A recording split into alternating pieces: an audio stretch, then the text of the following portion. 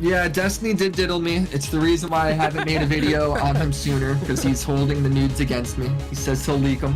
Oh, lordy lord! The Bo Black's peen Oh, is out lordy there. lord! It is out there. You know. Send me the church, dude. Shit. This is another great one. Fuck, marry, kill. Dark Viper, Nerd City, Hassan.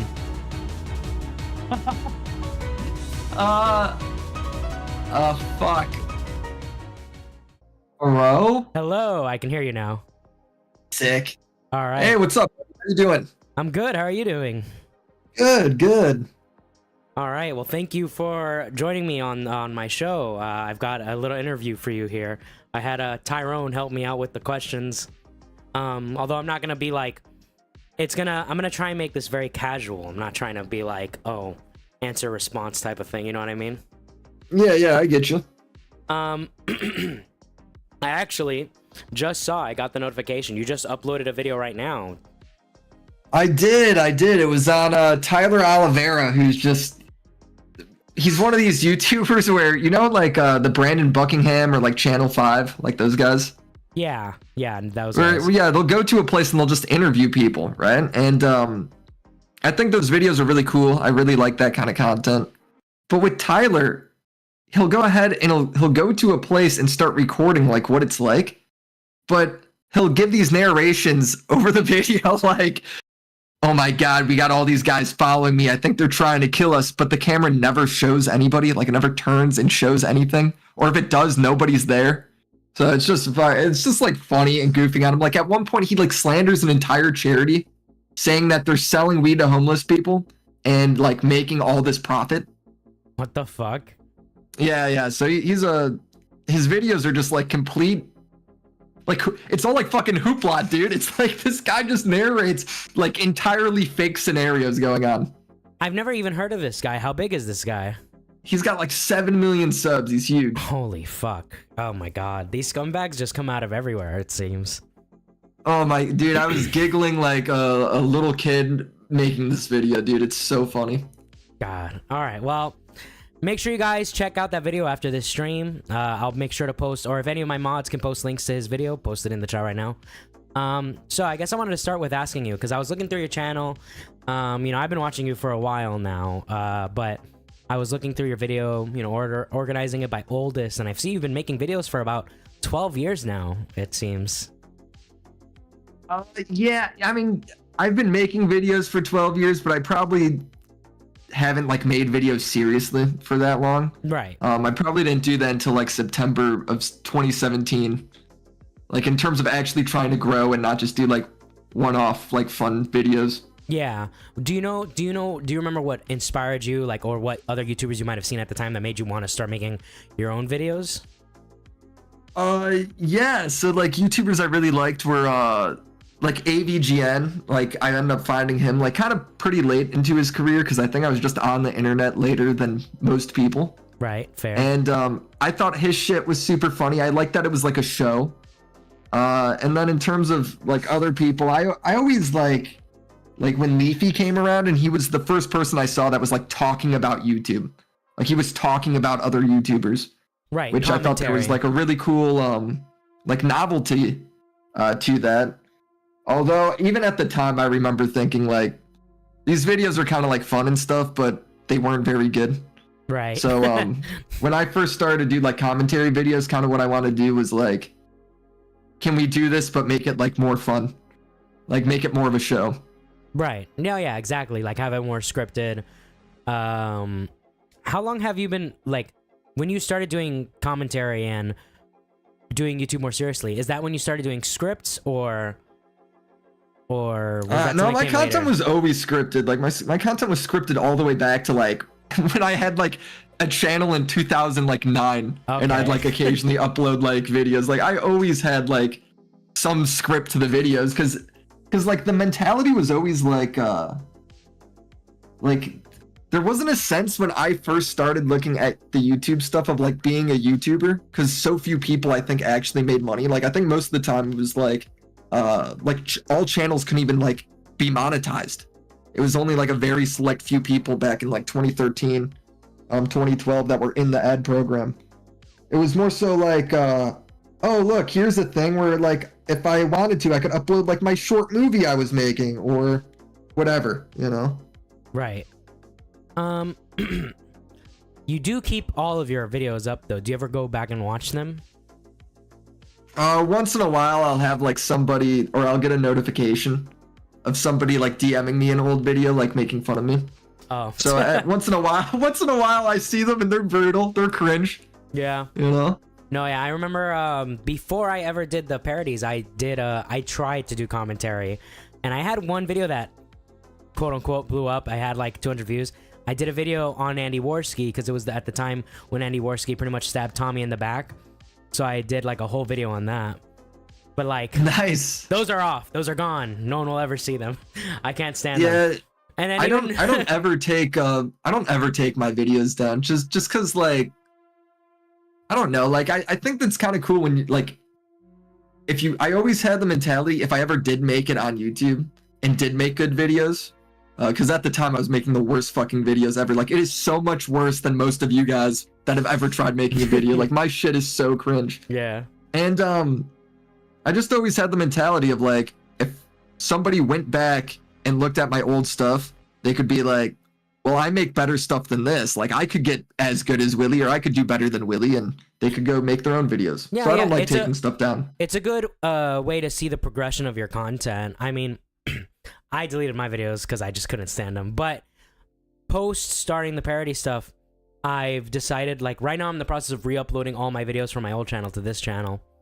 And there are some songs that I tell you, I can't stand listening to them because the quality of them are so trash. Why did you start a new channel? So, to really quickly get into it, because I'm not trying to, my old channel got permanently demonetized over the Pumped Up Kicks, the Pumped Up Kicks cover. Most of us believe it was the thumbnail that caused it. And I tried to reason with YouTube. I had other people reaching out to their YouTube people. Everyone tried their best, and it couldn't get fixed. So I waited until the strike ran out, and then I tried reaching out again. I'm like, hey, one more time. I want to see if, like, you know, you guys can reconsider. You know, I think this is truly a false strike. And they're like, no, you're toast. And I'm like, okay, fine, whatever. So I started a new channel, and I'm basically doing 3 re-uploads a week of all of my old parodies to this channel, and I'm just trying to get this channel monetized. If this channel ends up getting demonetized as well, once it gets monetized, then whatever, I'll just keep trucking on. But that's kind of the reason why I started a whole new channel. But also with the new channel, that's where I came up with the stream idea that I'm doing right now, which is the biker radio, where I basically work as a radio station. I play, you know, music for people to listen to while they're doing whatever, and then every 30 minutes I take a caller. And then for specifically this type of stream where you are the guest, it's kind of a neat idea. No, yeah, people have been really positively receptive to the idea. A lot of people tell me, oh, I listen to this while I'm studying, I listen to this while I'm doing housework. And they can even request music through like a $2 donation or whatever. And then I also let whoever calls in, like, they get a free song as well. So last month I had Stefan Corbino, the coffee reviewer, and he curated a playlist for people to listen to for the first hour, and then the second hour I do the interview, same as this stream. First hour I played music, and then on this hour I'm interviewing you, and at the end of the interview we'll take questions that people leave in the tweet that I posted.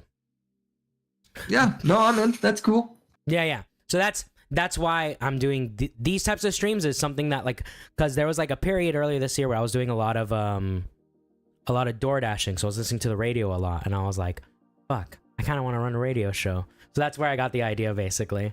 But anyways, to get enough about me, we're interviewing you. So I kind of that's like a nice little like twist on. Do you know who like Lo-Fi Girl is? Yes, Lo-Fi Girl. I use her music for I'm using her music right now for the background of this conversation. Yeah, like that's a nice little twist on there, because it's still got like the radio nostalgia, I suppose, but you are just listening to music. Yeah, the music I play is all like, I centered my whole channel theme around like Miami. I'm from Miami. A Miami Vice thing. So all of the music I play on normally is like 80s, 80s music basically, or even some city pop. Although some people have thrown ideas, oh, maybe you could do other like decades of music, and I might do that in the future. But as of right now, that's mainly the thing I stick to for today's stream. I actually went through your videos and I found the songs that you've used, and I made a playlist based on that.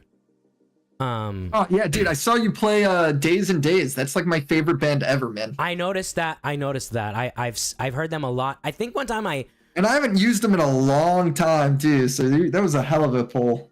Yeah, no, I went through your videos and I just was looking through your videos that had like the credited music, and I pulled from there, and then I added some songs, like I added a little more Pink Eye, a little more Joji based on that.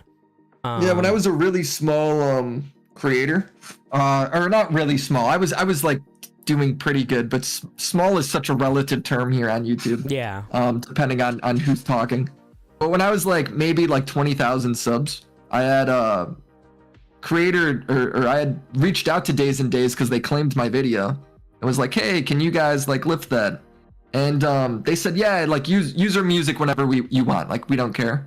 That's awesome. And then they end up getting bought by another label, and I had to like not bought, signing to like another label or something, and then I couldn't use their music anymore. Like they just wouldn't let me do it after that. But I was able to do it, and they wouldn't claim it, which was pretty cool. No, yeah, for sure. No, yeah, definitely. Having done YouTube, because my band broke up like 2 years ago.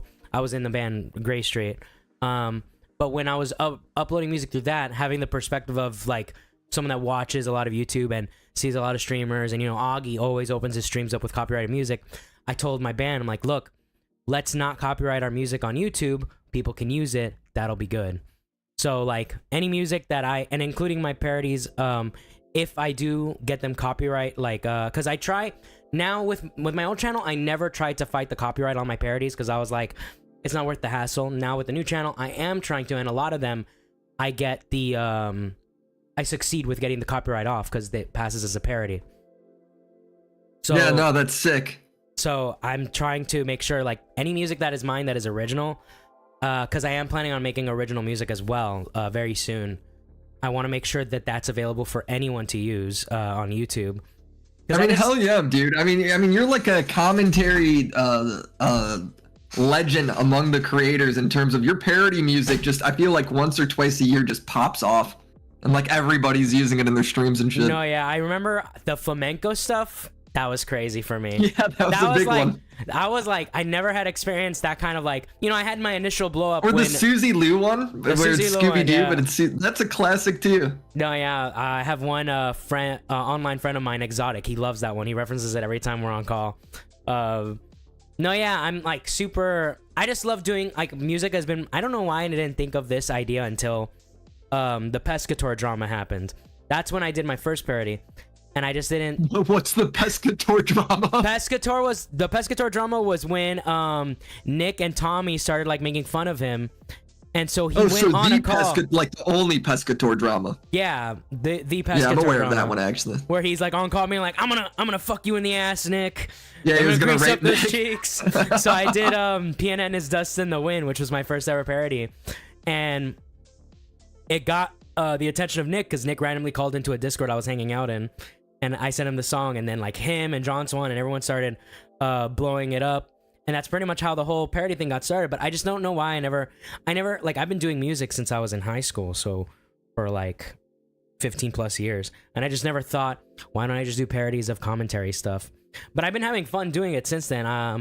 I did some stuff on the Bo Black stuff, which I was gonna ask you about as well. And then also I'm working on a Destiny thing, which obviously I'm probably gonna ask you about as well. But what I was gonna ask you next what I was gonna ask you next was for the first, I was looking through again your videos, and I saw the first really big video that blew up was 32 Reasons Why EA Battlefront Sucks.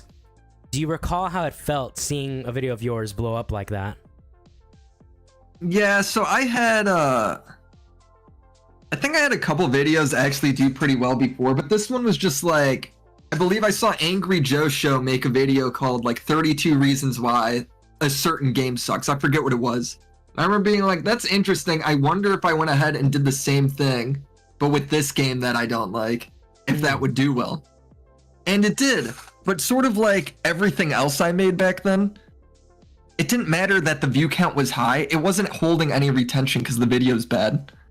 So it's like one of those where I like knew like, all right, the view count feels good. Like I could see like, I have an idea of like how titling works and how titling's important. But I wasn't at the point where like, I still knew my videos weren't good and I had a long way to go in terms of being able to like hold an audience and hold a presence in front of a camera. Yeah. Like how to script up in a way that's interesting and doesn't lose people. No, yeah, I get that. I totally get that because I've played around with the idea of instead of titling the parodies what they are, titling them what the drama is about. But it didn't seem to make a huge difference. So I just give them, because they're songs at the end of the day. So I feel like why not just call them what they are? You know what I mean? But the thumbnail is definitely super important. Obviously. Yeah, I'm sort of the only creator that's like black pilled on thumbnails. I don't think thumbnails matter that much. Oh, really? Well, I mean, you look at all these creators that are huge, like Charlie and like some of these like React channels. They don't really do anything for the thumbnail. Charlie is a great example of that, actually. You do make a good point. Like I think it was a big deal in at a certain point, and I still think it matters. However, I do think we're in like a time now where like TikTok has just changed the fucking world and everything's just algorithm based. Like everything's title, everything's just what has this person been watching? Do you fit that criteria? That's fair. Like nobody even writes descriptions anymore, if you notice. Like I'm like one of the only people that does, and it's because it doesn't really matter. Yeah. Do you miss vid.me? Oh my god, I love VidMe. So the best part about VidMe, or any other like, I don't know if there's really websites anymore that are like small and a place where you could grow that have a niche community. But VidMe was a really small video sharing site back in the day. I forget what the drama was that made it pop off. I think something just about YouTube maybe censoring swear words or taking down, like YouTube was introducing censorship bots. Yeah. And well, the bots were new tech, so they messed up all the time. So you'd have videos go down, channels would go down. If you were a small channel and you went down, you were fucked. You just had to create a new one. And VidMe was one of the like Twitter accounts at the time where their promotions were really taking off. And the site was not big. It probably had like a couple million people on it at most, right? Which in comparison to YouTube, which had like 2 billion unique viewers a month, that's nothing. But what was great about VidMe is if your video truly got zero, like there was always this mythology around YouTube of like, oh, well, I'm making good videos, but nobody's seeing them. Like nobody's just able to see them, right? Like you couldn't tell like if you were just posting to a wall, is my video good or is it not? What was great about VidMe is if your video truly got no views and people didn't share it on that site, or the owners of the site didn't front page you or whatever, it was because your video was bad. Like that was what was really good, is you could really sit down and be like, why was this not interesting? You could really kind of like work out like all right, this video is bad, I need to go back to the drawing board. What are other people doing on YouTube that's more interesting? Like it was a good place to learn, you know? Yeah. I get that, because like there's sometimes videos that I'm sure you've been through this. You put up a video and you're like, this is 100% gonna blow up. This is the perfect thing at the perfect time. Yeah, you're like, this one's a banger. This is the perfect thing and at the perfect time, right? And then you put it up and it's like your least viewed video, and you're just like stuck there like, well, I don't know what the fuck happened, bro. Oh, I mean, I think that still happens to YouTubers that are much bigger than me to a degree. Yeah. Like I've had videos I'm sure it happens like to that. Everyone. The algorithm. But when you're small and you're truly getting no views, like it is like one of these standout things. Yeah. Like I really do believe like a huge part, YouTube is no different than playing an instrument in a lot of ways, in the sense that like the only way you get better to a degree is practicing, but not just practicing, like practicing with the like doing it over and over with the intent to improve. Yeah, 100%. And I really like, it's not like YouTube's like a fucking hard job. Like it's like playing an instrument. Well, once you got the skill, you got the skill, and it's a lot easier from there. But acquiring that ability is hard. No, That's the hardest part. 100%. And you know, difficulty of YouTube also depends on like what content you make. But overall, like, I'm trying not to just repeat exactly what you said because I 100% agree. You know, like the whole, I think the instrument analogy is actually perfect because, you know, I play instruments. Yeah. The fact is, like, you can practice the same thing over and over again, but like, what are you aiming for with that practice is the real question, you know? Yeah, except the worst part about it is if you suck at an instrument, nobody looks twice at you. If you suck at YouTube, your like cringe is posted all over the internet. No, it's true. It's or if you suck at playing an instrument on YouTube, then you get the double whammy. Yeah, there you go. Then you get the 2-for-1. So that's if I'm sitting there and I like think all the time, like, man, I posted so much cringe when I was like 8, 9, 10 years old, 13 years old, 15 years, because I never stopped because I loved doing this shit, right? Yeah. And like you just get an idea and you're gonna be like, oh, I'm gonna do this, or like, you see a YouTube video that's cool and you're like, I want to recreate that. And I just go like, oh man, thank God none of those videos like blew up or became like a fucking meme or some shit. Yeah, 100%. Your next big video that I saw was your video on the behind the meme Anthony Fantano situation, and I saw that there was a general trend towards commentary already happening at that point. Was that already the path you were set on to go and do commentary videos, or did the behind the meme video further encourage that? So that was, I believe, was my second commentary video ever. So that one was one of those ones that it just blew up and I was like, oh shit. At the time I watched, I just came back from college and I had an internship where I was like working this really shitty job in the city, where I got paid literally nothing. Like maybe they'd throw me like some money for gas. It was for Telemundo, but it was like an under the table job at Telemundo.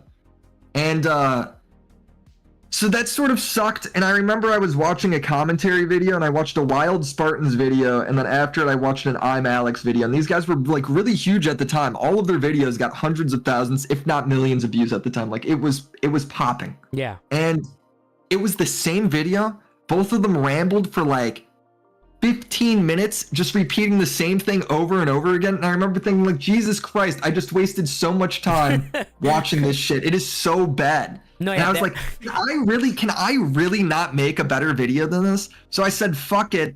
And I was like, I'm going to make an AVGN video. And I think literally I have quotes in that behind the meme video. I'm going to find the stupidest drama I could find, which ended up being the behind the meme thing. And I'm going to just make an AVGN video, but it's going to be about commentary. And the video, I think, like, it's not great. Like, I talk really slow in it because I'm not used to like talking quickly, but I think that video like holds up really well. Like that's like a pretty decent video, I think. Yeah. I don't remember the first video I saw from you. I remember my favorite videos from you, but I can't remember exactly the first video I saw from you. But I know almost certainly the first time I saw you was the interview you had with Tommy C in 2018. Yeah. Tommy was like everybody's dad back then, dude.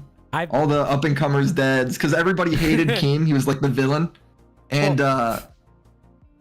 well, I agree, because I started watching commentary back I think when Leafy was doing stuff, and Tommy C, I forget what line of YouTubers I saw that got me to Colossal, but Colossal is the reason I started watching Tommy, because I saw the first thing, even it was just before Baited started, it was the pre-baited interview with Colossal is Crazy that Tommy did. That's how I found Tommy. And immediately I was hooked. I was like, Tommy's personality is super like fun and infectious. So I found Tommy through Baited, but I didn't really watch very much Baited. I just didn't think it was like, it's just podcasts. Like even back then, I was just like not super into. Oh. And then I ended up finding Tommy again, not related to Baited, and being like, oh dude, this guy's like fucking hilarious. Like I like that he puts on like a show, like it's a 2-hour show. And then it ends. I was like, that's really like cool. And most like live stream broadcasts like really weren't like that back then. You know, it used to be like just the only type of live stream was I'm playing a game and I'm streaming for as long as fucking possible. And so I remember seeing that, and then like Tommy brought up, or like maybe a fan brought up that he was in Baden. I was like, oh shit, it's that guy. Yeah. So I didn't even notice it was him. I believe the reason for that interview, it actually started off. It was supposed to be a debate over the rice gum thumbnail. No. Was it? That rice gum I don't had, remember. I don't think so. Why would I have cared about the rice gum thumbnail? I'm trying to remember. Yeah, it's been so long. I don't remember. I remember being like me hopping in the call with Tommy before the stream started, and us just getting along like instantly. Like I remember it was just like instantly we were making jokes and having fun, and I don't know. That's sort of all I remember. I don't remember there being like any sort of hostility really. Okay. Do you remember how you met Turkey Tom and Wavy Web Surf and what led to the Major Minor podcast? Yeah, so I met Wavy first. I think Wavy followed me after the behind the meme video and he thought it was hilarious, so he hit me up. And then we would talk in his Discord like pretty often. Like I never really talk in Discord. I don't ever use it. Yeah. But back then like it was fun and he had like I think 4,000 subs and I had 1,000 or some shit, like maybe. And we ended up hitting it off really well. And then I think Tom got called out by Keemstar, where Keem goes, "Your name is Turkey Tom, but you're not a turkey. This is like Family Guy shit or something like that." And we ended up like hitting up Tom, being like, yo, go roast him, go fuck him up or some shit. And then Wavy wanted to do a podcast with the three of us, and we didn't know Tom was 15 until like, I don't know, like a week later or something. I was like, whoa, he's like 15. And Wavy was like, "It's okay, we'll call it the Major Minor Podcast." I go, "We're gonna call the podcast the Major Minor Podcast because he's a minor and we're not." I'm like, "Let's just call it the fucking Pedophile Podcast. That's the worst name ever." And Tom and him were set on that name, where we ended up running polls on Twitter. And I was like, I wanted it to be called the MacGuffin's Podcast because you're just talking about bullshit, right? You're trying to find the MacGuffin. Yeah. And I actually won because on VidMe, since I was like doing well on YouTube and got like 1,000 and then 2,000 subs, like I was kind of like a big deal for like a VidMe person to be making it on YouTube, right? Yeah. And like 2,000 subs on YouTube when you were a VidMe person was like, holy shit, that's crazy. And so all the VidMe people just fucking spammed the poll, and I ended up winning it. And I still they still didn't go with my name. We went with Pedophile Podcast, Major Minor, dude. I think that's a great name for a podcast. I love Major Minor terrible Podcast. name. It was a terrible name. And before everyone says like, well, why would you do a podcast with a fucking 15-year-old? I agree. Today I would agree. But back then, if you were a kid on the internet, it was just seen as like this retard. Like there wasn't like any parenting or like adult skills on the internet at all. Like we were both out of college, you know, like yeah. Like the way the internet's so much more mature now because everybody's grown up. But like back then, like I cannot stress how immature the internet was in like 2017, 2018. I remember specifically watching the Major Minor Podcast back when I would my dad still lived in Florida, so I'd go visit him every other weekend. I remember listening to the Major Minor Podcast while I was like doing chores and shit. I think the viewership was actually not bad on it, like for us being a bunch of fucking nobodies. I remember Tom having to leave because like his mom was trying to talk to him. Oh, he'd have to do like homework or some shit, and because he'd be like failing in school because he's doing YouTube. I remember he made that post on Twitter being like, "Oh, I'm gonna have to leave for a while, guys." Oh my god, that's so funny. So me and Wavy would do podcast on our own, and Wavy would edit in Tom just saying like yeah, or like Tom would have to mute partway through, so he'd just disappear halfway through the podcast, and he'd just add in like yeah, and then he'd take like Tom saying bye from a different podcast, just add it in. It was so funny. Dude, it's like super nostalgic talking about this shit because it's like it's with somebody that actually knows about it, because it's like just peak, you're figuring shit out and you're just having fun. No, and it's just a hobby. It's really nostalgic to talk about it because I mean, like I just said, I've been watching the commentary stuff. I've been a lurker for like the longest time not really getting That's involved. fucking crazy. You know anything about that stuff? I didn't know you were that old school, man. That's crazy. I've been watching like I said, since I think Leafy is the first commentary I saw, and then it led me to see everything else. You know, I still am huge into commentary. I don't watch as much as I used to. There's a difference between watching Leafy though, and then getting down to where you were a fan of the Major Minor. Bro, the Major Minor podcast needs to make a comeback. I'll make a theme song for it if it comes back. All right. Like, oh we my need god, we'll redo it, and we'll get Tom, and then Tom could have some minor on as his guest. And the tradition he can now be he's graduated to major. Exactly. He needs a new minor. Exactly. That's exactly what needs to happen. No, I was saying earlier in the stream that the first commission I ever got was before I even did parodies. It was the AVGN style song I did for you. Was that you? You made that? Yeah, I made that. Oh my god, I do remember. I remember, and I still was that one. I still have it, bro. Like I still have the file and everything. I did not know that was you. That was me. Yeah, I was back when I might not have been Mike the Bike. I might have been like Mike Fly. I had a terrible name, Mike Fly Plus. Yeah, or I something think you like were that. a different name. But I was Mike. I always put Mike. I've never been shy about like my full name because you know band shit means my full name needs to be out there anyways. But it was always Mike something. So I think I had a different name, and then I switched to Mike the Bike. I don't remember when that was. But yeah, before I ever did any parodies or anything like that, you made like a tweet asking like if someone could make a theme song. I'm like, hey, I can make something. And then we got into the DMs, and I made you the song. I even remember like I think it was like a month or something passed, and I hit you up being like, hey, if you haven't used the song, I don't mind paying you back. And you were like, no, you already did the work. And I was like, all right, cool. Yeah, well, dude, I was at that point I did so much work and was still having to do work for free, and I fucking hated having to do that shit because half the time you worked, you were just getting scammed anyway. Yeah. You know, or people would promise to pay you and then not, because I was doing like a lot of contract work. Dude, that shit sucked. So I was like, I'm never doing this to people. So even when I pay, like, people ask for shit, or I'll ask for shit, and even if it doesn't get used, which happens all the time on projects, right? Yeah. I'm like, I always pay them because I was like, I'm not putting people through that shit. No, yeah, like you've been like, you know, outside of just your content, you've been like one of my favorite creators, like on the site, honestly. Oh, and well, thanks, man. you're actually the one that like, because when I first started doing parodies, I was like, oh yeah, I'll do them for like $50, and I think you were on Tommy's stream and like, Mike's doing that shit for way too cheap. He needs to up the prices. And I was like, dude, because there's a lot of work. Like, you could totally charge more for that stuff.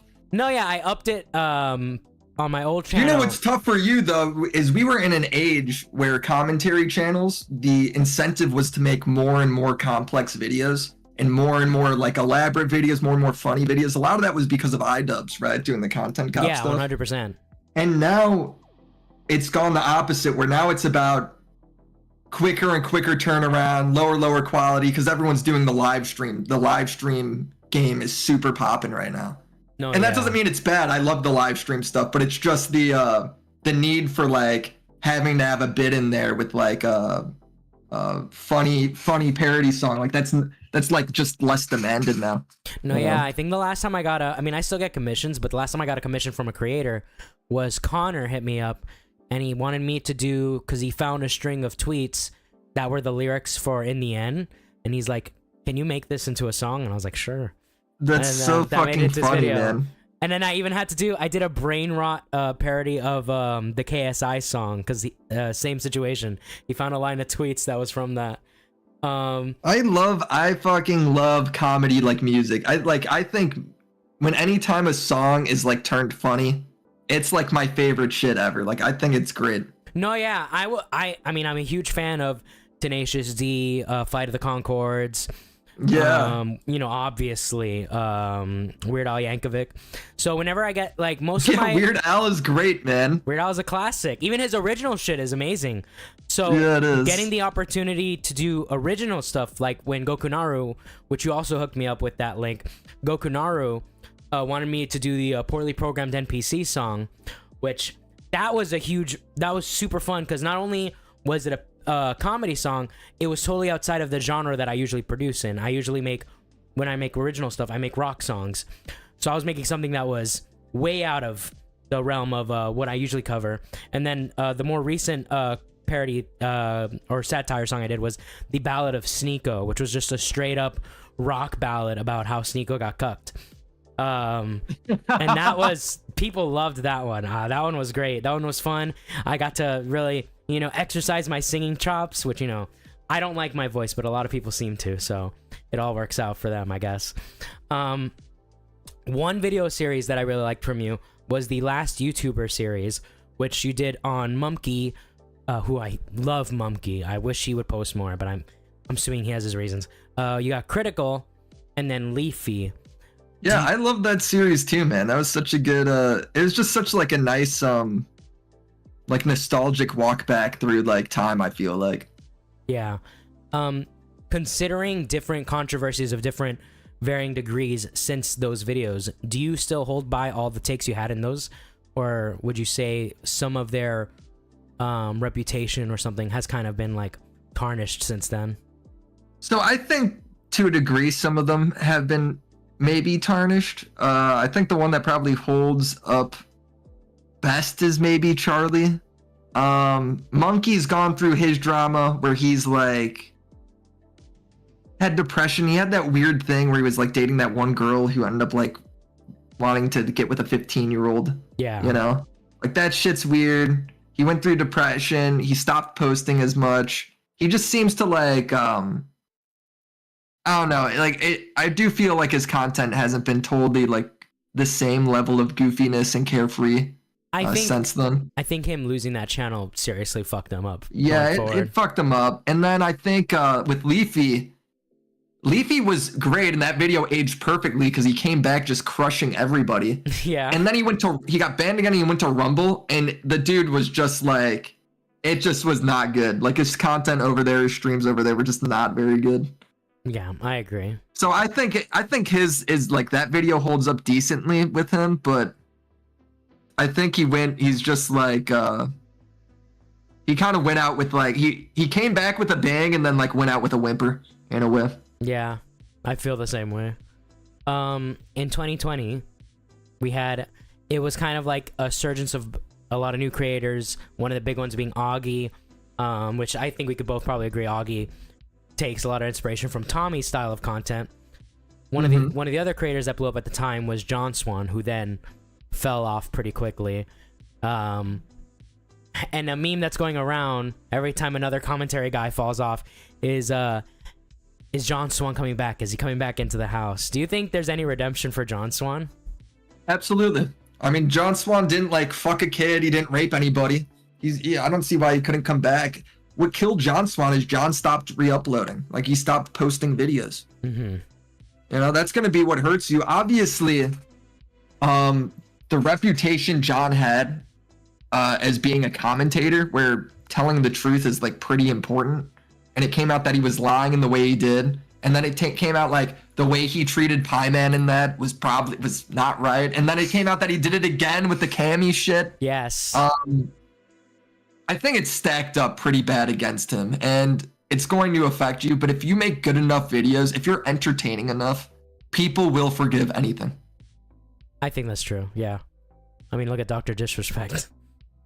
Yeah, I mean, Dr. Disrespect's a good example. I mean, to be fair, Dr. Disrespect, he at least, like, his audience can hide behind the, like, illusion that, like, oh, well, the DMs were never posted, so, like, we don't know what, like, they could, like, believe his lie, essentially, right? Pretty much, yeah. With John Swan, there's no more lie to hide behind, like, you're caught, right? So, but I still think, like, you could probably get away. If you're John, you can probably work past that. Okay.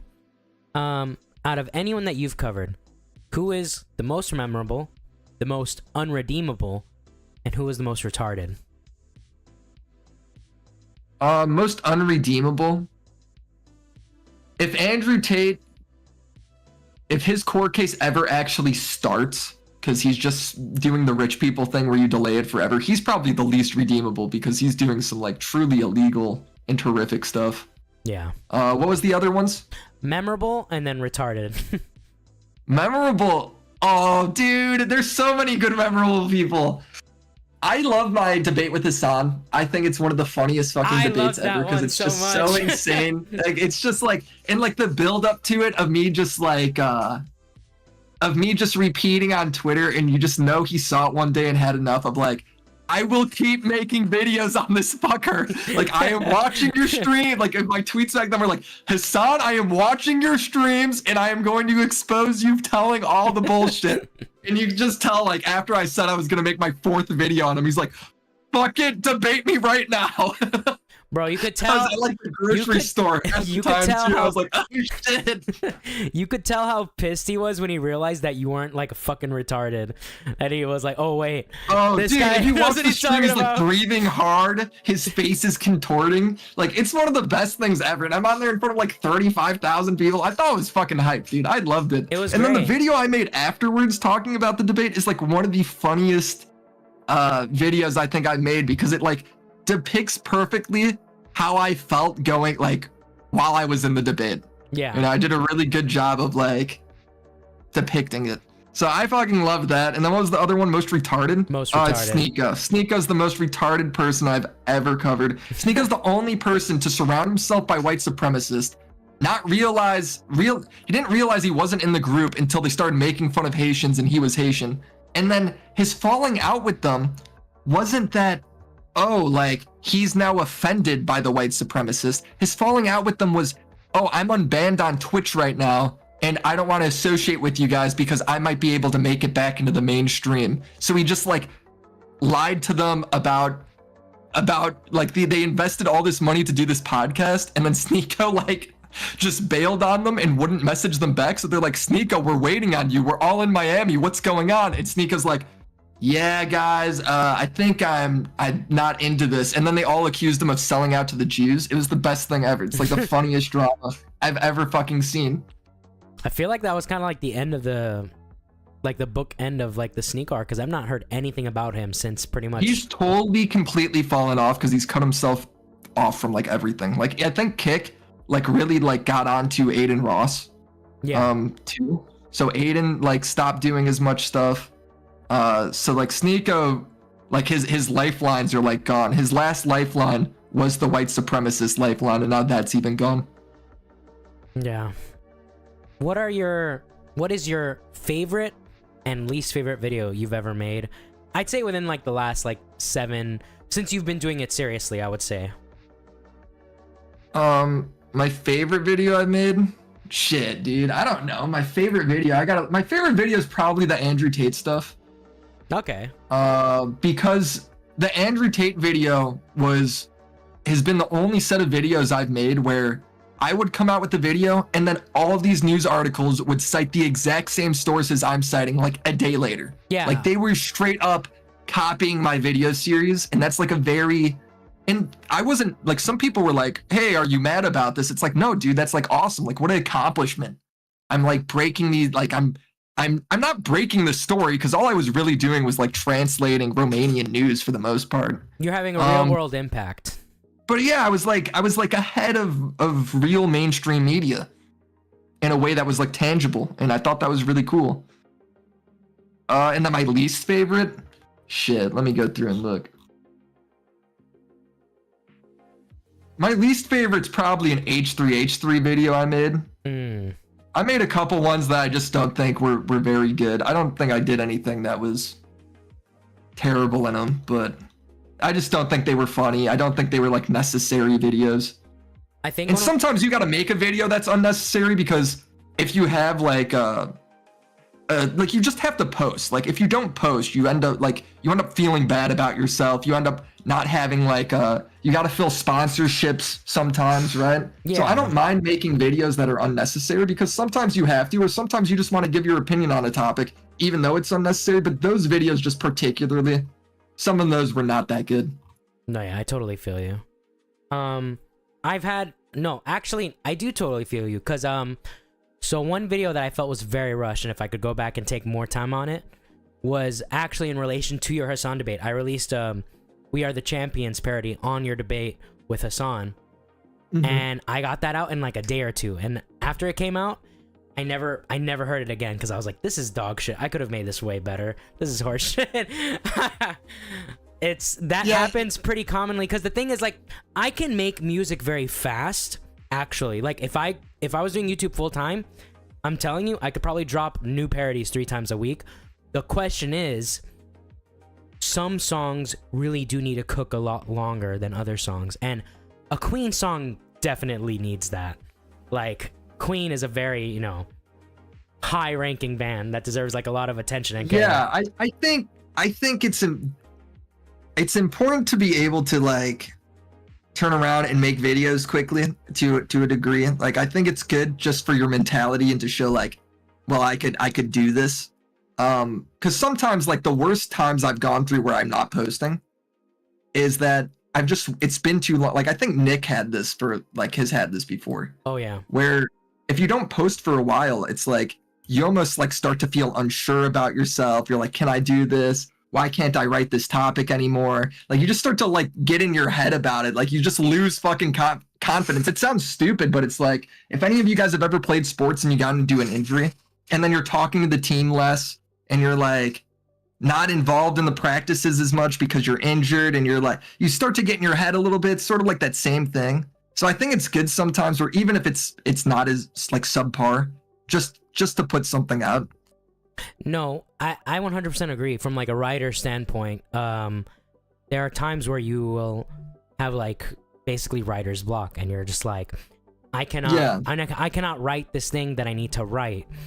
Sometimes it's good to take a step back and maybe write something else, and that'll help you get past what you're going through. And then also there's people outside that can help you. You know, I was very used to, for a long time, having a whole band where we all write stuff, so that helps the process move forward even if I'm stuck, right?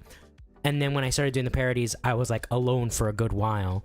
Then Pimpin' Pete came around and he helped write a shit ton of songs.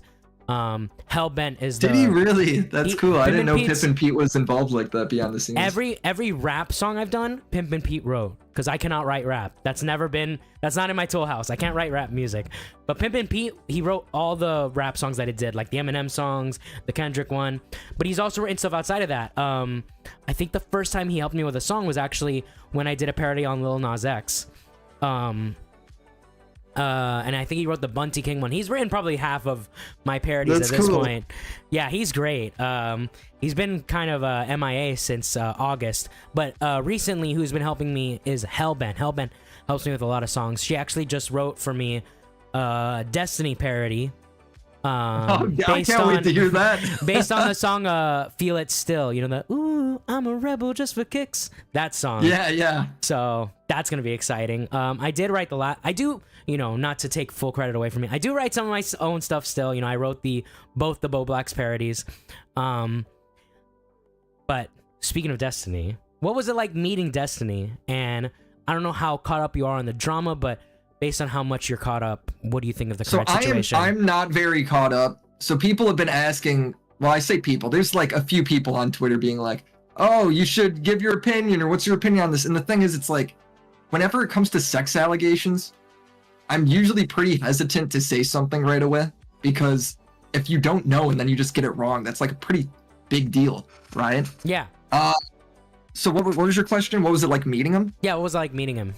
Oh, it was great. He ended up flying me down, which is like already like a pretty cool thing to do. And like the only other time that happened is when I went on like Tim Pool's like subsidiary show, like one of his like smaller shows. Mm-hmm. And it was during that one hurricane. So the whole city of Miami was just abandoned. I was like one of 3 people on this flight. Have you ever been on a flight with 3 people? It was insane, dude. It was crazy. And I rolled up, him and Dan were already talking, and it felt a little like awkward to me, because you're meeting people for like the first time, and he's already like more of a sarcastic dude. Yeah. But I ended up thinking like, it was fine. It was cool. All right, cool. Like I probably would say like I probably bonded with Dan more than Destiny, just because Dan's a little more open. Like his personality is just a little bit more Midwestern for me. No, yeah, I actually really so I started watching Destiny about a year or 2 ago. I started watching them through the DGG Awards that they do every year, And Okay. since then I was watching him, and Dan was always my favorite person to call in. Dan, I find so funny to watch. Recent stuff. Again, you're not caught up on it, so I'm not gonna press on that. But No, recent ask stuff, about it. well, I mean, About it. This is shit where I do have opinions on, because Okay. I know a little bit, but I'm not like super in. so currently with I'll mainly stick to Destiny and Dan then. With Destiny, he's already admitted that he did send this 19-year-old girl basically recorded porn of Pixie without her consent. Like, the video was recorded with her consent, but it was sent to this 19-year-old without her consent, and now that the leaks happened, now everyone has access to that. Yeah. So is that girl claiming she got hacked, or did she just leak it? I don't know that specific part. I believe she was hacked, and that's how everything got leaked. But Pixie's major thing was, initially she didn't want to come forward about it because she didn't want to risk her parents seeing it. And she was trying to figure out how to handle it behind the scenes. And from my understanding, because I am caught up, but sometimes I'm not as much of an Advent watcher as I used to be. I saw like Tommy say like she was asking for like $1 million or something. I think that's what she's suing him for now. But Okay. from what I understand, because initially she was going to ask him for money, but I think what she really, based on everything I've seen, you know, because I obviously have my own opinion on it, I really think what she's going for is just, she wants to make the punishment to Destiny so big that he will not do that again to someone else. I mean, the punishment as right now is pretty bad, because he's essentially admitted to it, so it's real. Yes. I think the other part that's interesting is I don't know if this is like confirmed or true, but like Pixie was dating Loaderbox. Is that true? That is true. Pixie and Lonerbox So are dude, dating. so you have that, like, this is almost the worst part to me, dude. Like, you're not just leaking some girl's nudes or sharing some girl's nudes. You're sharing your friend's girlfriend's nudes to try and get laid. Like, it's crazy. It's insane. And I get like those nudes are probably from before Lonerbox and Pixie were dating, but it's still nuts, man. Yeah, it's like, crazy. You don't have respect for your friend to not share his girlfriend's nudes. Like, what are we talking about? What are we doing? And he's friends with Pixie as well. He is friends with Pixie, was, I guess. It's a pretty bad situation. Like, he's just objectively in the wrong, and he's gonna have to take the lashings for that. Whether that's and you know what, that might be legal if she's taking it to court. Yeah, her GoFundMe's already been fully funded. She did a GoFundMe for $25,000 for the legal fees to go to court. Yeah, I saw like Hassan taking his victory lap too. He's like, "We won, boys!" Bro, Nick did a stream where he was showing all of the Destiny, like all the rogues gallery of Destiny, and showing them gloating about it. And Destiny's like, Nick is like, your actions have allowed all these people to get a free W, and they're in the right. Yeah, no, they're totally in the right. So it's a huge shame. And what's crazy too is like the first time I saw Destiny, so I watch Destiny probably the most if I'm like the only times I've ever really watched him is when I'm researching a topic for a video and if he's involved. So I covered like Fresh and Fit and Sneeko, right? Yes. And he was heavily involved in debating them back then.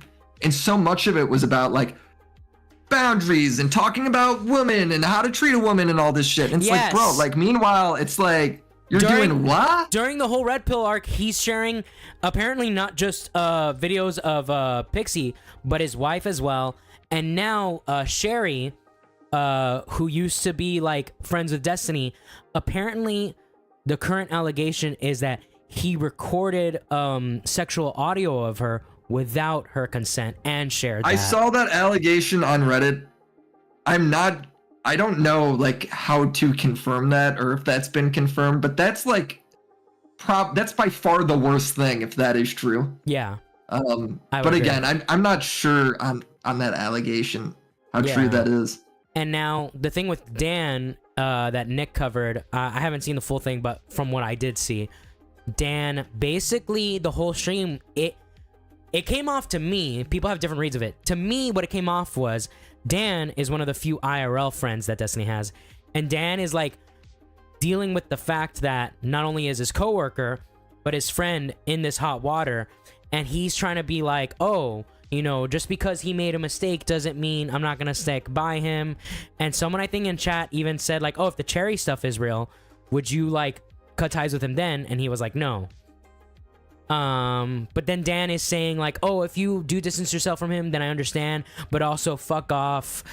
And like he was just constantly contradicting himself throughout the whole stream, and he kept trying to deflect to, oh yeah, Hassan went to a brothel, and you know, dude, the Hassan brothel thing, dude. Just to make clear on that story, because I've made how many Hassan videos? 10? I got like 10 fucking videos on the guy. I have never talked about the brothel because the brothel story isn't that fucking interesting. This guy went to a brothel thinking it was a legally well-abiding establishment, and then years later it got busted for what the fuck ever, like having trafficked women in it, right? And like not paying, like being beyond in payments or some shit, like I forget. Yeah, there was like a couple things with it, and it's like the whole point is that he didn't know. Hassan had no idea. So how are we gonna hold Hassan to that standard? That's not fair to Hassan. That's not fair to any, because a bunch of people could be like, you're holding him accountable for an action he was not aware of. Destiny's totally aware of these actions, dude. Yeah, he's actively 100%. playing the role in it. Oh yeah, Dan pretty much had a full-on crash out last night. I mean, Dan's in a tough spot because it's like, if that's your friend, so are you gonna go ahead and not be friends with him because he leaked nudes? I mean, I would still be friends with most of my close buddies if they leaked the nudes, you know? To me, like, honestly, it really depends on what the exact situation is. If it's like leaking nudes, that's one thing. But like, if those nudes were taken without the girl's consent, I don't think I could be friends. that one is super fucking bad, dude. That one is so hard to justify. Like, if I mean, they're both super bad. Like, both of them is arguably like, I mean, they're both super fucked up shit. You know, it's hard to there's no defense for it, honestly. Like, I feel like if Dan said, look, I've been friends with this guy for years, I'm gonna still be friends with him, but on a business standpoint, me and Destiny are done, I feel like that would be a much more reasonable take. But the fact that he's just like he's like, oh, my only limit for Destiny is if he kills someone, unless it's someone that I don't like, which I think that was a joke. That? What the fuck? That's pretty much what he said. Oh, and then I think someone in chat asked him, oh, what if he raped someone? He's like, what are you, dumb? Of course I wouldn't be friends with him if he raped someone.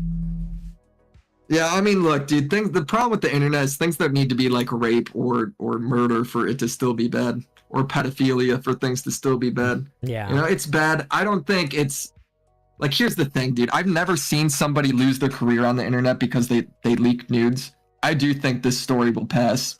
And, you know, if it stays where it's at, if the Sherry stuff is proven true, I don't know then. That's like a whole nother level of uncharted territory. Yeah. And then but Destiny, I don't know anything about that other than reading a Reddit post. And then Destiny's been crashing out too. He made like a post, I think it was in GGG chat, being like, well, if I'm gonna go down as a sex offender, I'm taking down 20 other streamers with me. And everyone's like, wait, you know 20 other streamers? Yeah, that if are like, you know 20 other sex offenders, bro, that's worse. That reflects more poorly on you that you haven't said anything, man. It's like he's just keeping it locked and loaded for when the time's ready. It's like, no, dude, what are you doing? That's a crazy thing to say. I saw on Twitter he posted like he's buying the Dr. Disrespect outfit, and it's like, you're not. Why are you comparing yourself to like a pedophile, man? It's crazy. Actually, crazy. It's a fucking disaster, dude. I don't know what the fuck he's doing. I feel like the only way you redeem it is one, the Sherry stuff can't be true. Otherwise, you're just truly over. And the only other thing you could sit there and say is like, yeah, I fucked up, but I was in mad gooner mode. I'm sorry. And then you pay her whatever money she has. I mean, for me as a viewer, I was watching, he did a lot of shit that I'm like, wow, this guy's a real piece of shit. But like, politically, he seems to be on the spot, morally, you know, whatever. But now with this stuff, it's like, I think the only content I could watch from Destiny is purely like the drama shit, like when Vegan Gains calls in type stuff. I don't think I can ever watch anything serious from Destiny ever again, personally, as a viewer. Because I can't just take... This is going to be one of those things where it's like, he'll recover and be fine, but it'll be like Dr. Disrespect is, there will always be somebody in chat constantly bringing this up. 100%. It's like Hassan with the brothel. Even Yeah. though, like, Hassan, that's probably not a very fair criticism of Hassan. There's always going to be somebody in the chat bringing it up. Hassan probably reads that message every day. Like, almost every stream I watched of Hassan, there's people saying that. Yeah. So I mean, if you think about it, I mean, that's a pretty fucking bad punishment. He's gonna be followed for the rest of his life on this shit. You know, I just know some people are gonna wish his career ends, and I don't think that's realistic for something like this. What do you think of the H3 video coming up about Hassan? So obviously there's more than enough content there, especially since I think he's gonna use some bad empanada stuff that I do know about, but I didn't go through to like really confirm everything. There's plenty for a video, and it could be a very good video. However, it's also Ethan, and Ethan, I have seen and felt like he is prone to taking very uncharitable stances on stuff. Yeah. And when you do that, you're gonna fuck yourself. You know, he's making a video out of anger.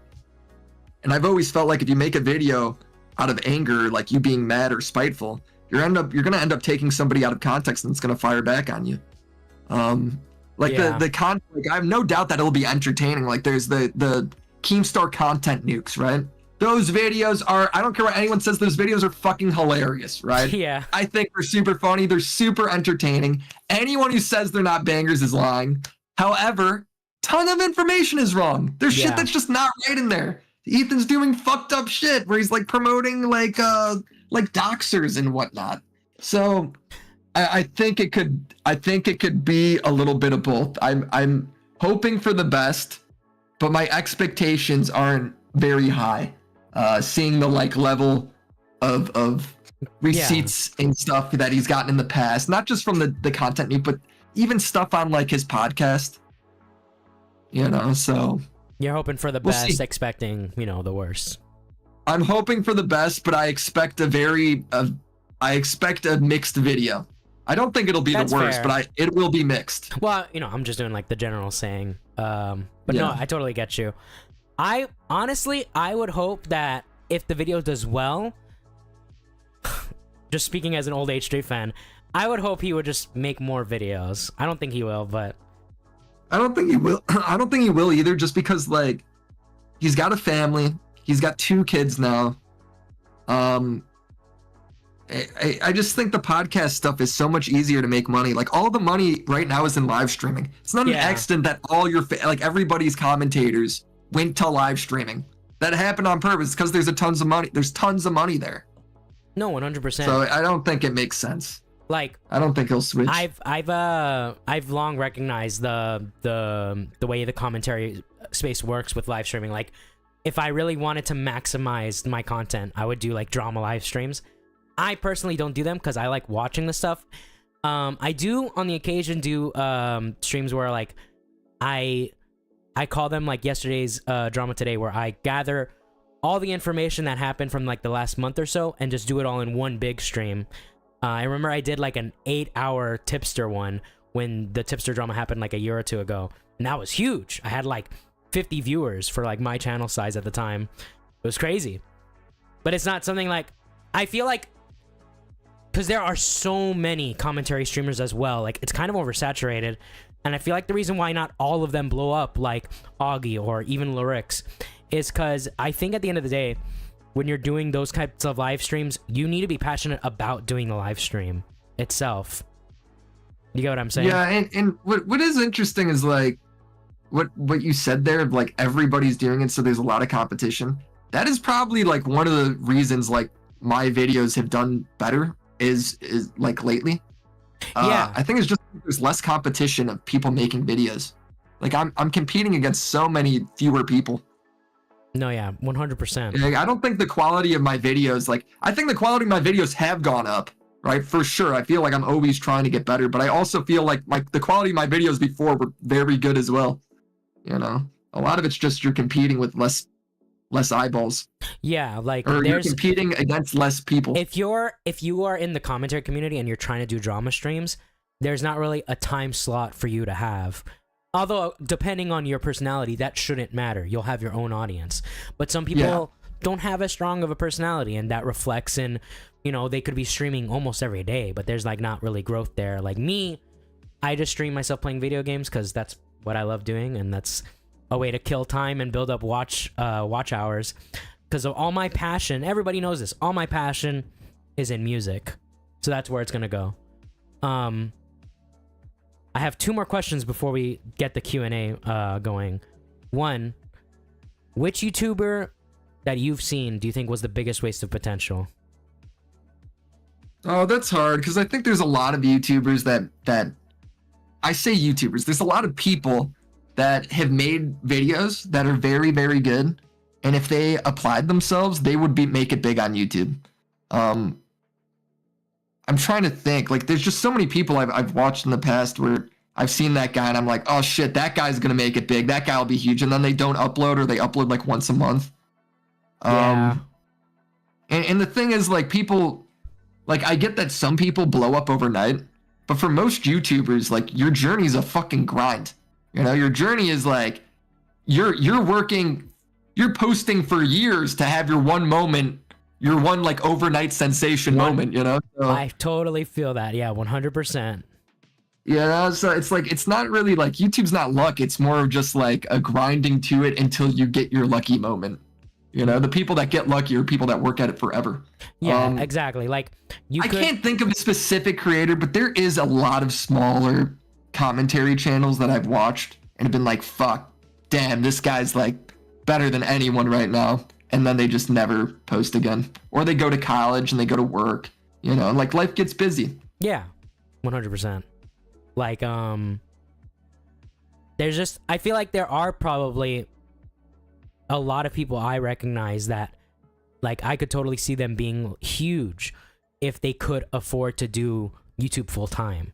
It's not a necessarily even like afford, because a big excuse I think a lot of people make is like, oh, I can't you know, I work a job and I'm busy. It's like, most people, let's face it, you have free time in your day to go do it. It's just, are you willing to give that up? And the thing is, it's like, no, you want to be able to chill when you get back from work. You want to be able to like have a fucking social life. And when you go ahead and you try and take your hobby and make it your job one day, you're giving up a lot of that. You're giving up like all your free time. Yeah, 100%. I think the busiest I ever, like, as a smaller creator, the busiest I ever was I was doing YouTube, I was doing college, I was doing work, I was keeping my friend time, and I was in a band, and then I'm trying to make like YouTube videos, like all 6 of those things, trying to fit it in. Like, there's really only so many hours in the day. But you saying that, I think I do agree, because even with all that, I was still pumping out like songs. Yeah. So, like, I think people don't realize, like, there's a lot of time in the day, and we as individuals do waste quite a bit of it. I say waste. It's not wasteful because you're having a good time or you're relaxing or whatever. I don't think that's wasting time. I think it's healthy to have that free time. It's good to have that. Your brain needs that downtime to be like fresh. You know, if you're constantly working nonstop all the time, you will burn out. You know, I think everybody's had burnout moments. Yeah, for sure. But I do think if you're trying to make the gap, that's just something you do gotta endure and go for. Yeah, at least when you make the gap, YouTube's about the fucking easiest job ever, and you got all the free time in the world then. No, but yeah, 100%. Until you make that, you're fucking like killing yourself. I already know exactly, because there is one type of content I want to do if I can do YouTube free full. Do you know Mahler? So he gets brought up when I talk to Nick all the time, and I always forget who he is. He's on that one podcast called the EFAP, right? Or EFAP. He does his channel. He does like multi-hour long video essays. Oh yes, I do know. Nick has linked me a bunch of these. I love that guy's videos. My passion outside of music for YouTube would be doing those video essays for like video games. So, like, my dream video to make would be like a 3 to 10 hour video on like Kingdom Hearts 3, because Kingdom Hearts 3 was like one of the biggest disappointments of my fucking life.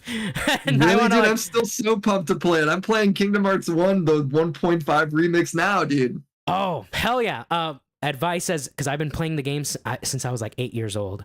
play them not in the order that they show up on the disc. Play them in the order of that the game's released. Just look up when the game's released. The story.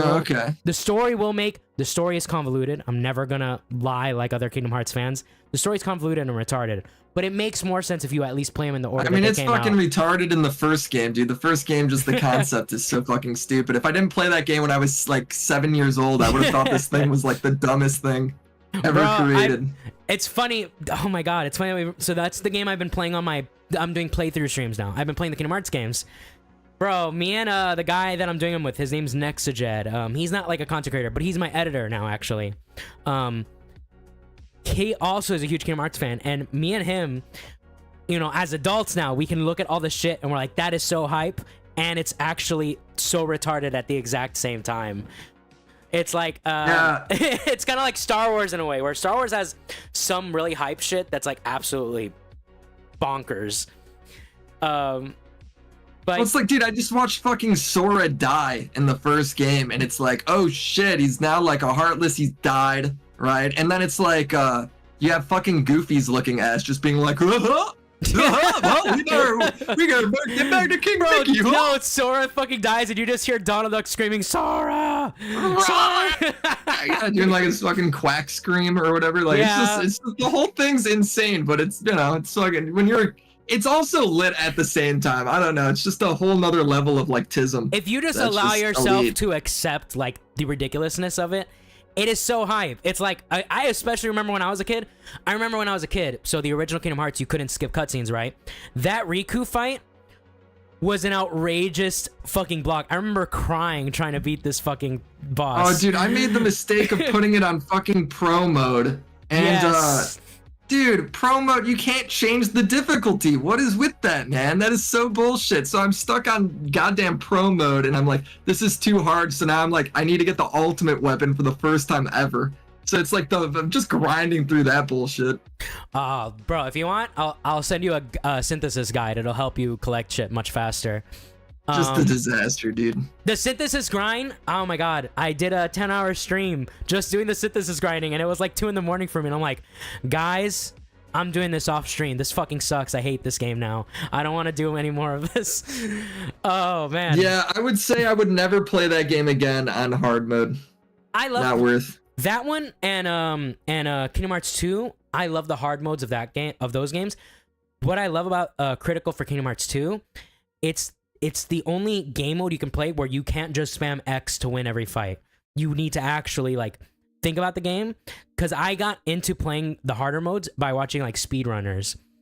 We're gonna turn this into a Kingdom Hearts stream at this point. All right. I like how the first one, like, it's all fucking like your combat's all clunky. Like, it's so not like modern games. I kind of like it. Like, he does feel like a kid that's learning to use this. 100%. 100%. Weighty. Like, it's cool. I like it. It's good. I 100% agree with that. Even the platforming being, because originally Kingdom Hearts was made. And he's got his big fucking dumbass shoes, dude. Yeah. It's great. It was supposed to be the inspiration to make Kingdom Hearts in the first place was because of Mario 64. Square Enix wanted, or Squaresoft at the time, wanted a platforming game. So that was the initial thing. Oh boy, did they fail, because that's the worst part of that. That is the worst part of it. Game. But then they went too far with Kingdom Hearts 2, where like every map is a wasteland that you can't. There is no platforming. Period. I haven't played 2 like since it came out, so I'm interested to see if I still think it's as good. Especially with the final mix, because you get a bunch of new abilities. I love Kingdom Hearts 2. That is my favorite. Gameplay wise, that's my favorite in the entire series. Kingdom Hearts 3 is decent, and then with the DLC, it's pretty good. Combat wise, it's just the story. I mean, I don't want to get into a whole diatribe about it. I just remember Donkey made a video on Kingdom Hearts 3, and I haven't been able to play it yet. Like, I haven't tried it yet. And it was just so funny, dude. Like, just the clip of, like, he's got, like, the Toy Story guy, Woody, just, like, pointing down his head. And then Woody is so like, funny. Something tells me you've never had friends before. It's like, holy shit, Woody just fucking roasted this so guy. Good, dude. No, there are definitely things I do. Like, that's the thing. Like, I have such a complex relationship with that game. How can the story be shit? The story's already shit. The story's already fucking stupid. To put it super short and simple, the Disney stories themselves are fine. They're okay. But, like, the main story, like the Kingdom Hearts part of the story, you basically get some at the start, and then everything else for the story is at the very end, all wrapped up very quickly. I'll be real. The Kingdom One Hearts story, like the Kingdom Hearts 1 story, is not complicated at all. No, it's simple and It's clean. like really straightforward. Like, but I just remember 2. Like, just even when I look back at it, 2 making it just convoluted as all hell. Kingdom Hearts 2 does make it more complicated, and then all the side games just drive it crazy. The thing with Kingdom Hearts 3 is, like I said, the structure of it is you get some of the Kingdom Hearts story at the start, and then after you finish all the Disney Worlds, they jam-pack all the rest of the story at the end, and it just makes it seem like, I feel like it's just like, for something that a lot of like fans like myself waited 10 years for, this is like so rushed, and it seems like they're more interested in what comes next versus finishing the story that we've waited so long for. But all of the Kingdom Hearts stuff aside, I'm glad to hear that you actually play the game. That's actually so cool. Yeah. All that stuff aside, I'm gonna read these Q&A questions, and then I'm gonna let you go after that. Do it. So we have a question from K-Huck. Thoughts on Bo Blacks? Thoughts on Bo Blacks? Well, I don't really know all the Bo Blacks drama and what's true or what's not. Is the OnlyFans real or is that fake? It is horrifically. I saw he denied it, so I wasn't sure. So this is the thing. Bo Blacks has been on a tirade of constantly lying since the drama kicked off with. I don't even blame him for lying about the OnlyFans. That sounds horrible. It is horrifying. It is real, and he even admitted it was real. Then he deleted that tweet. No. And then a day later, he tweeted that it wasn't real, and then he deleted that tweet. So, does he have fans? Is he getting paid from it? It apparently costed $3, so it costed less than a membership to Augie to see Bo Blacks' nudes, apparently. Which is a horrifying concept. Oh my honestly. fucking god! What? And I think are there nudes on there? There is that are what nudes. it is? Oh lordy lord! The Bo Blacks peen is out lordy there. Lord. It is out there. You know. Send me the church, dude. Shit.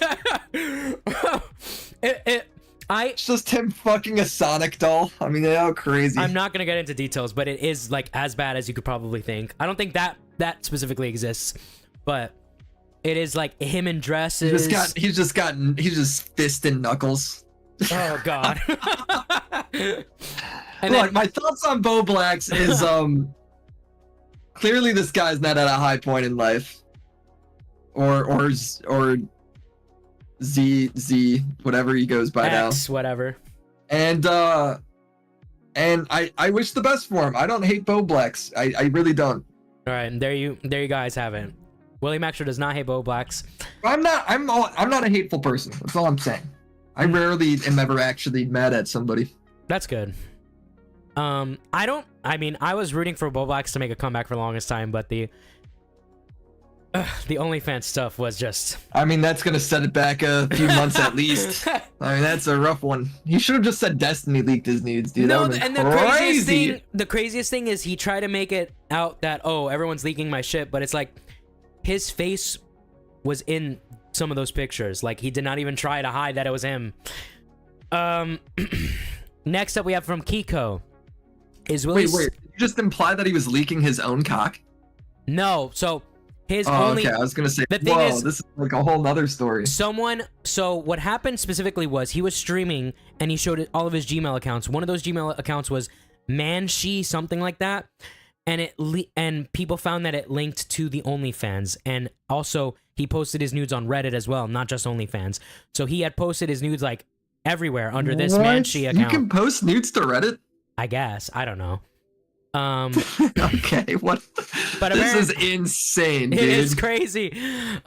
So when that got posted, people were making it out like, oh, people leaked his nudes. But it's not so much like Nick made a good point. It's like, look, you're not dealing with revenge porn here, all right? If anything, you're dealing with DMCA, okay? If you want to DMCA people over your nudes, then I guess go ahead, Bo Blacks. But I mean, true. I mean, yeah. So Kiko asks, is Willy still working with Keem at all? Also, how is it even like to work with Keem? So I'm not working with Keem. I worked with him only when he wanted me to be the host. I remember. And I remember when he was looking for a replacement, I thought it would just be really funny to do an episode of Drama Alert. It wasn't really like, I never really expected to be like seriously considered, because I half the appeal to doing YouTube is being your own boss. So to me, it's like I don't feel like that was ever something I truly wanted. And he tried to work out a deal with me. I was asking for just an absolutely absurd amount of money, just because I was like, if I'm giving up my fucking like dream here, I need all the fucking money then. Yeah. And working with him was great. He wasn't like over my shoulder really at all. He let me do whatever I fucking wanted, pretty much. I ran the team. I'm probably one of the like, I know other people like Tommy got like horror stories, but I rarely even talked to him. Like, we didn't really even talk the whole time I did Drama Alert, except for like deals on taking over permanently. And the big deal we like couldn't get past was he wanted me to give up my YouTube channel. And I was like, no. And that's essentially it. Yeah. So I never had all my only times I've ever gotten in spats with Keem is like nothing to do with working for him. Kiko also asks, have you heard about any of the stuff that happened with the Pie Man / Pie Girl post the John Swan stuff? And if you have, yeah, so I have. It's sad. Clearly, Pie Man's just like a super disturbed person. Like, clearly they're not right in the head. I don't even know what gender Pie Man goes by anymore. But I think Pie Man is not well. I don't think Pie Man probably had the best parents, and Pie Man unfortunately is probably like a pretty messed up individual. Something I see every once in a while is people being like, well, John was right to do that to Pie Man now. Like, John was proven right. It's like, I don't understand the copium there of like, it's okay to put these like horrifying allegations against a 15-year-old that just are not true, and like threaten a 15-year-old over and like make fun of them in all these discords and stuff. No, yeah. So I feel like that's a lot of like copium, but no, I mean, Pie Man's a sad story. Although I don't know, I haven't heard anything in probably like 2 years.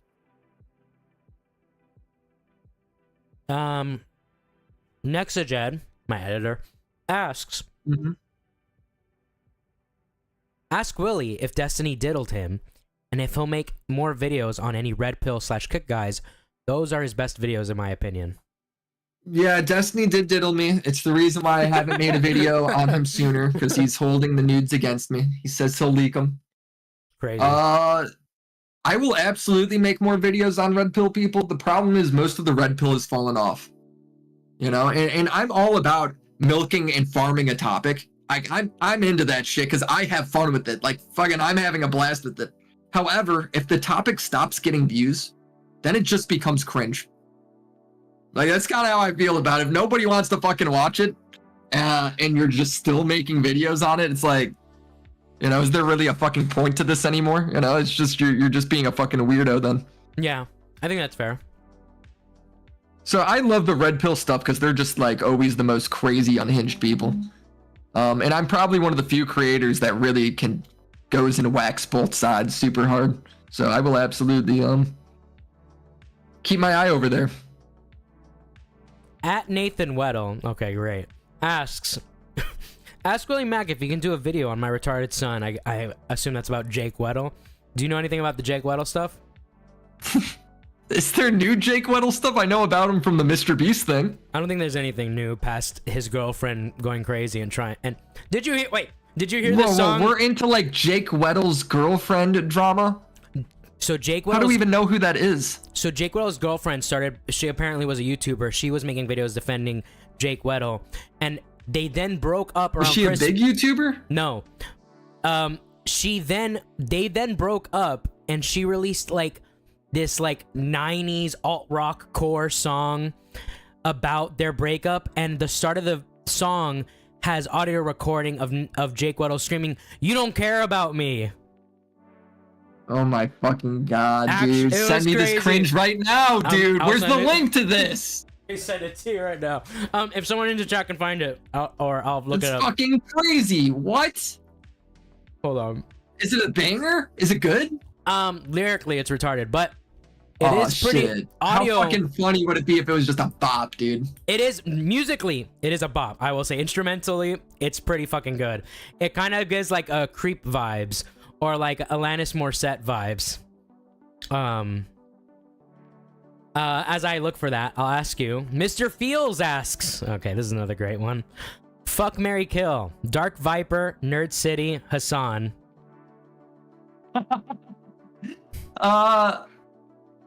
Fuck. Oh, Jesus. This is a really terrible group.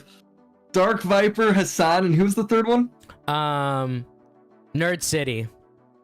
Oh, Nerd City? I'd probably fuck Nerd City because you oh no, I take that back. I would fuck Dark Viper because you gotta love to you know, fucking crazy can be fun, you know? Mm-hmm. I would marry Hassan because I think Hassan allows poly relationships. And I would want to get away from him, certainly. But I want his money. So I'd do that. And then I guess I'd kill Nerd City or whatever because like what the fuck's he bringing to the table? He's not rich and he's not crazy enough. I think those are great points. Let me refresh, see if there's any more questions. Nope. Okay. So then, we did just get $4.20. Thank you very much, Kiko. Really enjoying this interview. Also, does Willie even know who Nathan Weddle is? Do you know who Nathan Weddle is? You said it was like Jake Weddle's dad or some shit? That's Jake Weddle's dad, who was... Has he been doxxed? Why do we know who his dad is? It's because Jake Weddle made jokes about his dad, who was convicted on interacting with a minor. Look this up? No, he makes jokes about his dad being like a pedophile. Oh, yeah, dude, I do remember that. I didn't know his dad... Is that his dad's real name or no? I think so. That's a fucking disaster, bro. Jesus Christ. Oh, K-Huck, the link you sent me didn't work. Oh, fuck. That chick might have taken down the videos on copyright. That's crazy. No! If I find it... Oh, I wanted it. If I find it, I promise I'll send it to you. I wanted the cringe so bad. Well, we've reached the end of this conversation. Thank you very much, WillyMacShow, for coming on to the Biker Radio. Are there any last words you'd like to say before I let you go?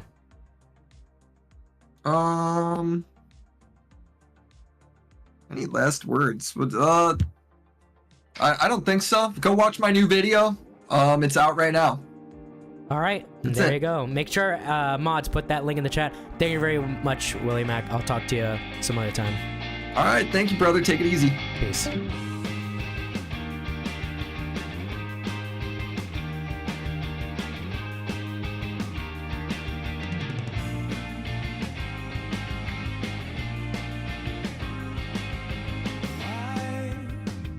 Just can't explain when she hits me. I seem to like the pain. I seem to like